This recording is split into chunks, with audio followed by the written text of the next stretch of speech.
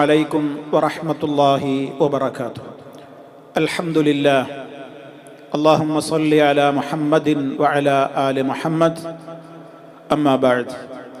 സ്നേഹമുള്ള സഹോദരി സഹോദരന്മാരെ, സുഹൃത്തുക്കളെ, നമ്മുടെ നാട്ടിൽ ഇപ്പോൾ പല ആളുകളും വലിയ ഒരു കാര്യം ചെയ്യുന്നു എന്ന നിലക്ക് കുടുംബങ്ങൾക്ക് വേണ്ടി സർപ്രൈസ് നൽകുവാനെന്ന പേരിൽ ദീർഘകാലം പ്രവാസ ജീവിതം അനുഭവിച്ചിട്ടുള്ള പല ആളുകളും യാതൊരു മുൻകൂട്ടി അറിയിപ്പും നൽകാതെ കുടുംബങ്ങളിലേക്ക് പെട്ടെന്ന് ചെന്ന് കയറുന്ന ഒരു പ്രവണത വർദ്ധിച്ചു വരികയാണ്.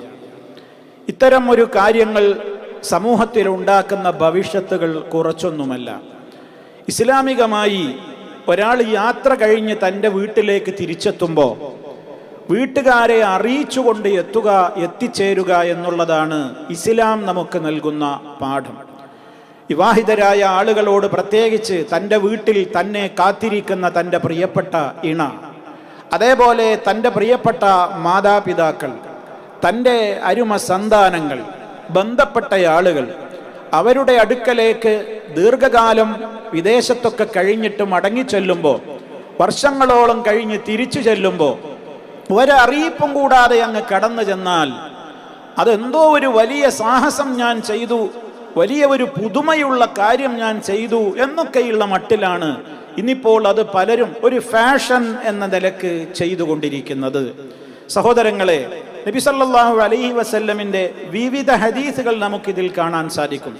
അവിടുന്ന് പറഞ്ഞു, ഇദാ ത്വാല അഹദുകുമുൽ ഗൈബ, നിങ്ങളിൽ ആരെങ്കിലും ദീർഘകാലം വീട്ടിൽ നിന്ന് വിട്ടുനിന്ന് നിങ്ങളുടേതായ യാത്ര ദീർഘമായി കഴിഞ്ഞാൽ, നിങ്ങളുടെ അസാന്നിധ്യം വീട്ടിൽ നിന്ന് ഒരുപാട് കാലത്തേക്ക് ഉണ്ടായിത്തീരുകയും പിന്നീട് നിങ്ങൾ നിങ്ങളുടെ വീടുകളിലേക്ക് തിരിച്ചെത്തുമ്പോൾ ഫലാ യതുർഖു അഹ്ലഹു ലൈല, തൻ്റെ കുടുംബത്തിൻ്റെ അടുക്കലേക്ക് രാത്രിയിൽ പെട്ടെന്ന് ചെന്ന് വാതിൽ മുട്ടരുത്.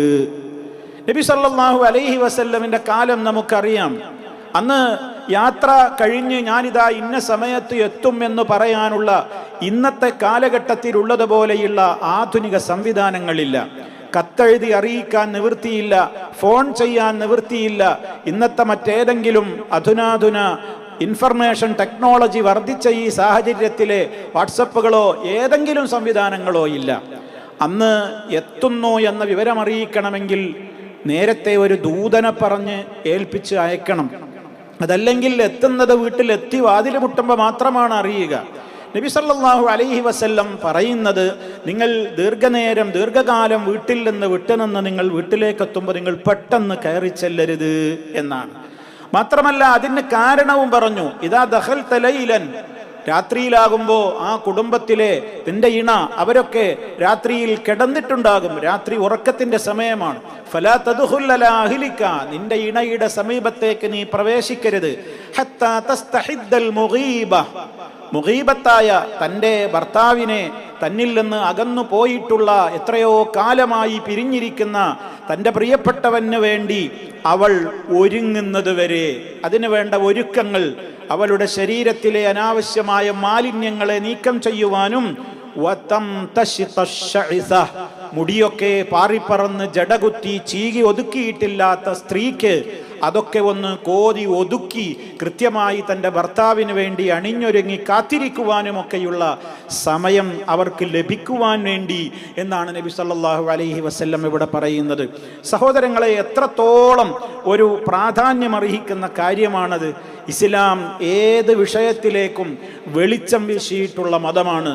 മനുഷ്യന്റെ സന്തോഷത്തിന് ഹാനികരമാകുന്ന, മനുഷ്യർക്കിടയിലെ പ്രത്യേകിച്ച് കുടുംബ ജീവിതത്തിൽ അംഗങ്ങൾക്കിടയിലുള്ള സ്നേഹവും സൗഹാർദ്ദവുമൊക്കെ ഉലഞ്ഞു പോകാതിരിക്കുവാനുള്ള എല്ലാ നിയമങ്ങളും കൃത്യമായി ഇസ്ലാം പഠിപ്പിച്ചിട്ടുള്ളൊരു കാര്യമാണത്. നേരത്തെ തൻ്റെ വീട്ടിൽ നിന്ന് യാത്ര പോയിട്ടുള്ള വ്യക്തി ഞങ്ങളുടെ കുടുംബങ്ങളിലേക്ക് എത്തുന്നു എന്ന വിവരം നേരത്തെ അറിയിച്ചിട്ടുള്ള ഒരു കാത്തിരിപ്പിൽ എത്രത്തോളം സന്തോഷമുണ്ട് സഹോദരങ്ങളെ. ആ സന്തോഷം വിവരിക്കാൻ കഴിയുമോ? ഇഷ്ടമുള്ള വേഷം ധരിച്ച് തൻ്റെ ഭർത്താവിന്, തൻ്റെ വീട്ടുകാർക്ക് ആ നിലക്ക് ഇഷ്ടമുള്ള വേഷം ധരിച്ച് ഇഷ്ടപ്പെട്ട ഭക്ഷണപാനീയം ഒരുക്കി, അതേപോലെ തന്നെ വീടൊരുക്കി, വീടിൻ്റെ എല്ലാ ഭാഗങ്ങളും അത് വൃത്തിയാക്കി, പരിസരം പോലും വൃത്തിയാക്കി, വരുന്ന തൻ്റെ പ്രിയപ്പെട്ട ആൾക്ക് ഇഷ്ടമില്ലാത്ത ഏതെല്ലാം പ്രവൃത്തികളോ അതല്ലെങ്കിൽ വേഷവിധാനങ്ങളോ പരിസരത്ത് കാണുന്ന മാലിന്യങ്ങളോ എല്ലാം നീക്കം ചെയ്തുകൊണ്ടുള്ള ഒരു കാത്തിരിപ്പ്, ആ കാത്തിരിപ്പ് ഈ സർപ്രൈസുകാരെന്ന് പറയുന്നവർക്ക് നഷ്ടപ്പെടുകയാണ്. പെട്ടെന്ന് കയറി ചെല്ലുമ്പോഴുണ്ടാകുന്ന ആഘാതം പലപ്പോഴും അപകടങ്ങളിലേക്ക് വഴിമാറാറുമുണ്ട്. പെട്ടെന്നുള്ള വരവ് ഒരു ഷോക്കായി മാറും. ഒരു ഭർത്താവ് ഭാര്യയുടെ അടുത്തേക്ക് ഒരു അറിയിപ്പുമില്ലാതെ എത്രയോ കാലമായിട്ട് പോയൊരു ഭർത്താവാണ്, തിരിച്ചു വരുന്നുണ്ട് എന്നുള്ള വിവരം അറിയിക്കാതെ പെട്ടെന്ന് ഒരു വേള അവളുടെ അടുക്കളയിലായിരിക്കാം, മുഷിഞ്ഞ വേഷത്തിലായിരിക്കാം, വിയർപ്പിന്റെ ദുർഗന്ധമുണ്ടായിരിക്കാം, അതല്ലെങ്കിൽ കുട്ടികളൊക്കെ നമുക്ക് കാണാൻ നമ്മൾ ഇഷ്ടപ്പെടാത്ത നിലക്കുള്ള ഒരു രൂപത്തിലോ വേഷത്തിലോ ഒക്കെ ആയിരിക്കാം. അങ്ങനെയൊക്കെയുള്ള പെട്ടെന്ന് വീടിൻ്റെതായ പരിസരവും വീടിൻ്റെ അകവുമൊക്കെ ഈ വരുന്ന ആളുകളുടെ മനസ്സിന് ഒരു സന്തോഷം പകരുന്ന വിധത്തിൽ അടുക്കി പെറുക്കി ക്രമീകരിച്ച് തെർത്തീബാക്കിയിട്ടൊന്നും ഉണ്ടാവില്ല. വീടിൻ്റെ ബെഡ്റൂമും മറ്റു പരിസരങ്ങളും ഒന്നും. അങ്ങനത്തെ ഒരു ഇടത്തേക്ക് പെട്ടെന്നൊരാളാണ് കയറി ചെല്ലുകയാണ്. അങ്ങനെ ചെല്ലുമ്പോൾ വാസ്തവത്തിൽ അയാൾ വലിയ കാര്യം ചെയ്യുന്നു എന്നൊക്കെ അയാൾക്ക് തോന്നുമെങ്കിലും ഒരു വേള അയാൾക്ക് തന്നെയും അയാളുടെ ഇണയിൽ നിന്ന് അയാൾക്ക് ഇഷ്ടകരമല്ലാത്ത വല്ല മണമോ അതല്ലെങ്കിൽ ഇഷ്ടമല്ലാത്തൊരു വേഷത്തിലോ മറ്റേതെങ്കിലും രൂപത്തിൽ അനിഷ്ടകരമായ പല കാര്യങ്ങളും കണ്ടു എന്ന് വന്നേക്കാം. അതവർക്കിടയിലുള്ള സ്നേഹബന്ധത്തിന് ഉലച്ചിൽ തട്ടുകയല്ലാതെ എന്ത് പ്രയോജനമാണ് സഹോദരങ്ങളെ അതുകൊണ്ടുണ്ടാകുന്നത്? അതേപോലെ തന്നെ ഒരു ഇണയെ സംബന്ധിച്ചിടത്തോളം ഒരു സ്ത്രീക്ക് വേണമെങ്കിൽ ഇത്തരത്തിൽ ചെയ്യുന്ന ഒരു ഭർത്താവിനോട് സംശയവും തോന്നുവാൻ കാരണമുണ്ട്. എന്താണ് കാരണം? എന്നെ ഇത്ര വിശ്വാസമില്ലാഞ്ഞിട്ടാണോ ഒരു അറിയിപ്പും കൂടാതെ കയറി വന്നിരിക്കുന്നത്? എന്നിൽ എന്തോ എൻ്റെ ഇണക്ക് ഒരു സംശയം കുടുങ്ങിയിട്ടുണ്ട്, അത് പരിശോധിക്കാനുള്ള വരവാണ് ഇങ്ങനെ പെട്ടെന്ന് വരുന്നത് എന്നെങ്ങാനും തോന്നിയാൽ ഒരു ദാമ്പത്യ ജീവിതത്തിൻ്റെ ഏറ്റവും വലിയ കെട്ടുറപ്പും ഭദ്രതയും എന്ന് പറയുന്നത് ഇണകൾക്കിടയിലുള്ള പരസ്പര വിശ്വാസമാണ്.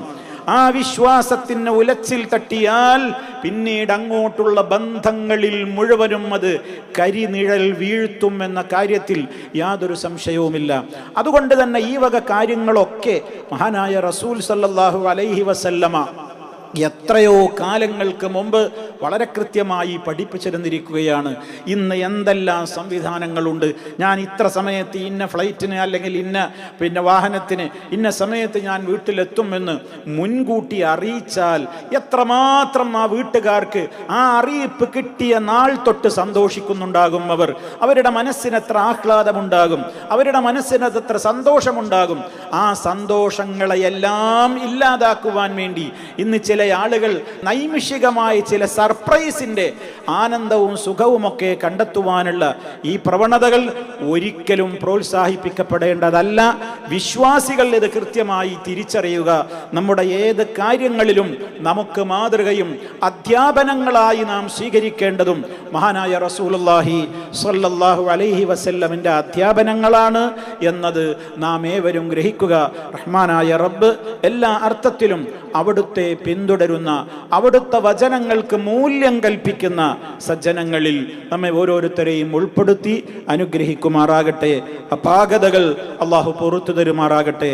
റബ്ബന തഖബ്ബൽ മിന്നാ ഇന്നക അൻതസ് സമീഉൽ അലീം.